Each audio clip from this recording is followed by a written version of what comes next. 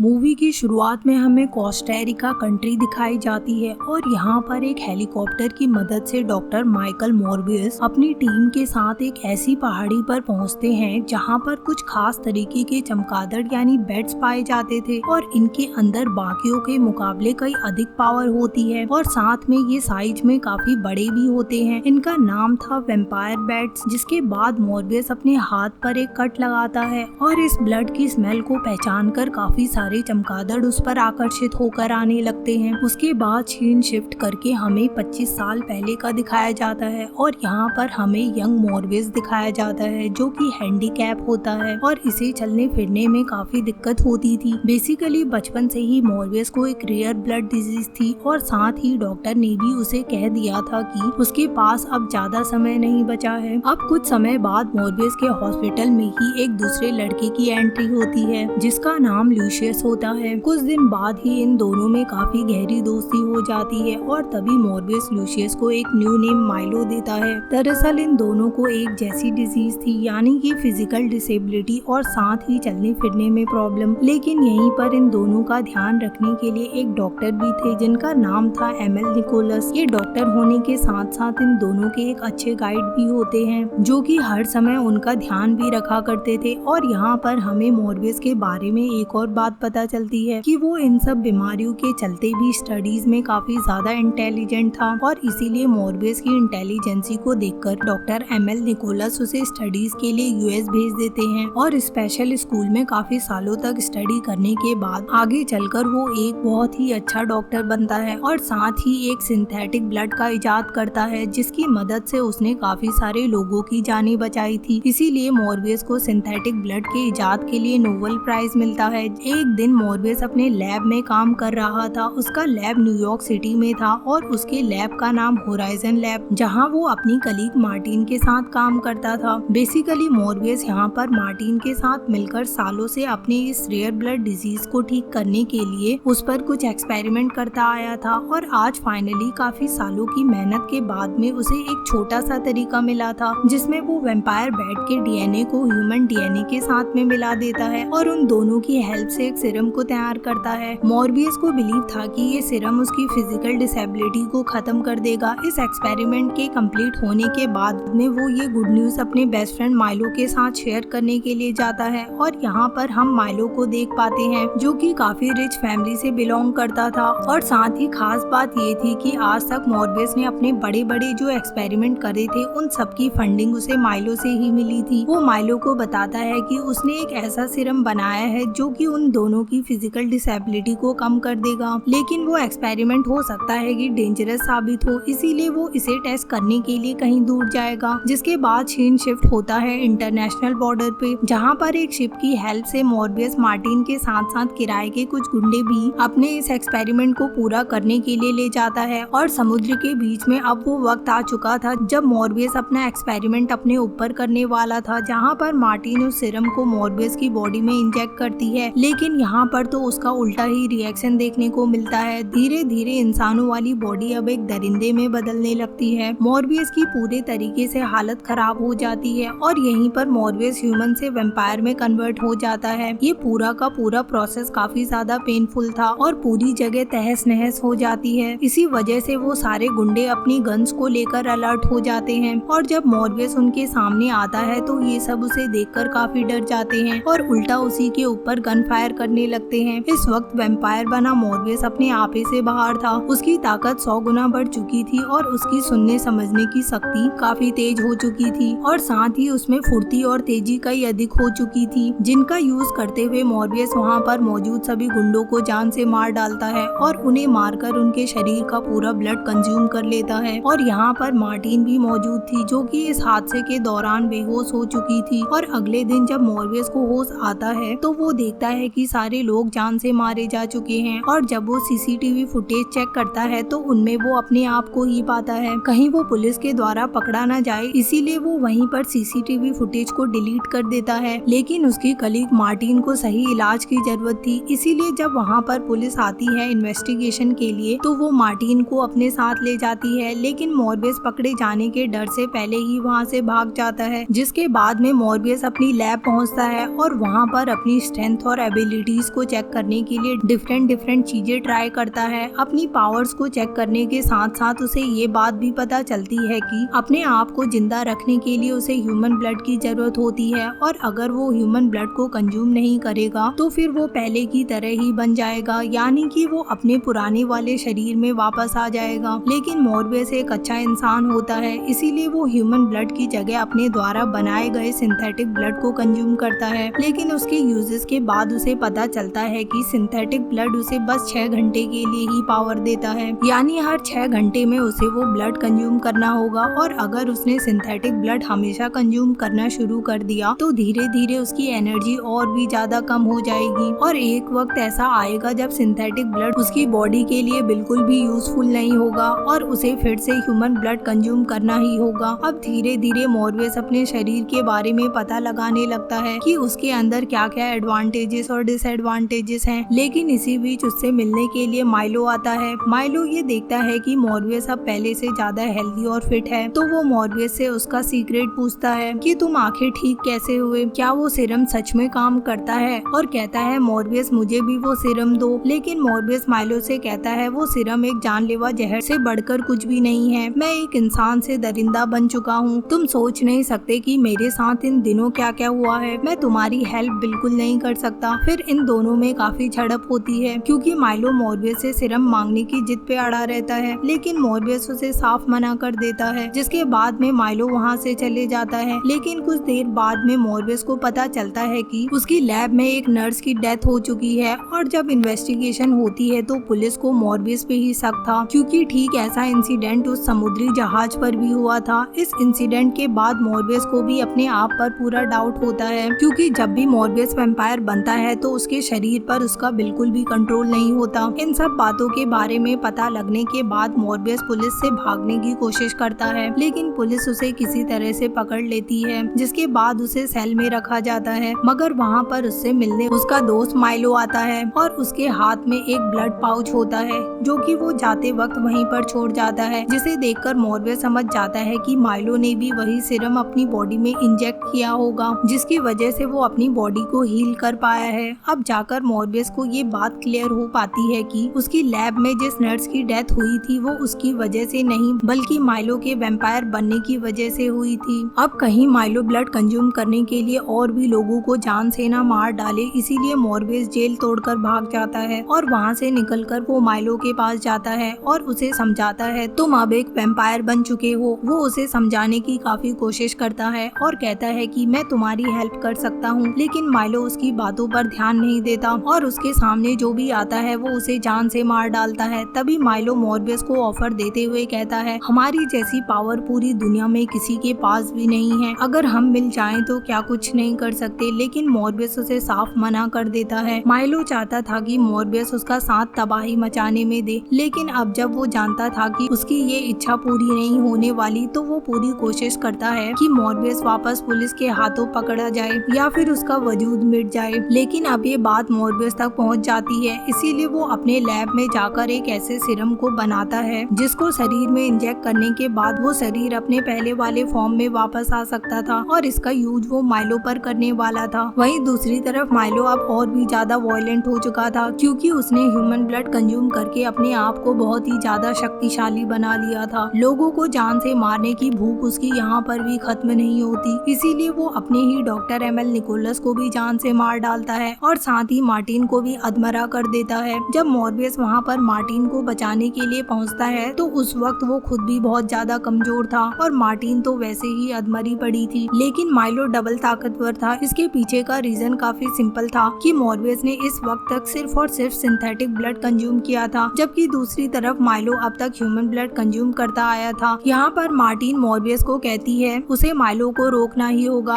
अगर उसने ऐसा नहीं किया तो माइलो पूरे शहर को तबाह कर देगा और हर किसी की जान ले लेगा, और अब तुम्हें माइलो से लड़ना है तो तुम्हें भी ह्यूमन ब्लड को कंज्यूम करना ही होगा। इसीलिए वो मॉर्बियस से कहती है तुम मेरा ब्लड कंज्यूम कर लो और अपने आप को ताकतवर बनाकर उसे खत्म कर दो, और अब ना चाहते हुए भी मॉर्बियस मार्टिन का ब्लड कंज्यूम कर लेता है ताकि वो माइलो से लड़ पाए। अब यहाँ पर हमें दो महान योद्धाओं यानी कि मॉर्बियस और माइलो के बीच एक बहुत ही जबरदस्त और उम्दा फाइट देखने को मिलती है, लेकिन अब माइलो की हेल्थ और स्ट्रेंथ मॉर्बियस से कई अधिक थी, इसीलिए वो हर बार मॉर्बियस को बीट कर पा रहा था। इसी बीच मॉर्बियस को अपनी बैट कम्युनिकेशन की पावरफुल स्ट्रेंथ याद आती है, जिनसे कम्युनिकेट करके मॉर्बियस बैट से कोई भी काम करवा सकता था। इसीलिए उन सभी बैट्स की हेल्प से मॉर्बियस माइलो पर एक जोरदार अटैक करता है और माइलो वहीं पर गिर जाता है और फिर मॉर्बियस अपने सीरम को उसकी बॉडी में इंजेक्ट कर देता है, जिसके बाद ही माइलो जान से मारा जाता है। फिर मॉर्बियस वहाँ से चले जाता है, लेकिन वहीं पर अगले सीन में हमें मार्टिन दिखाई देती है, जो कि पहले अधमरी हालत में थी और अब अपने को पूरी तरह से रीहील कर चुकी थी, यानी कि अब उसके अंदर भी मॉर्बियस वाली पावर्स आ चुकी थी, जिसका कारण था माइलो, क्योंकि उसने मार्टिन को अधमरा करके छोड़ दिया था। अगर वो मार्टिन का पूरा ब्लड कंज्यूम कर लेता तो वो मारी जाती, लेकिन अधमरी हालत में उसकी बॉडी वेम्पायर डीएनए के साथ कम्युनिकेट कर चुकी थी और यही रीजन था कि वो भी अब एक वेम्पायर में कन्वर्ट हो चुकी थी। और इसी सस्पेंस के साथ ये मूवी यहीं पे एंड हो जाती है।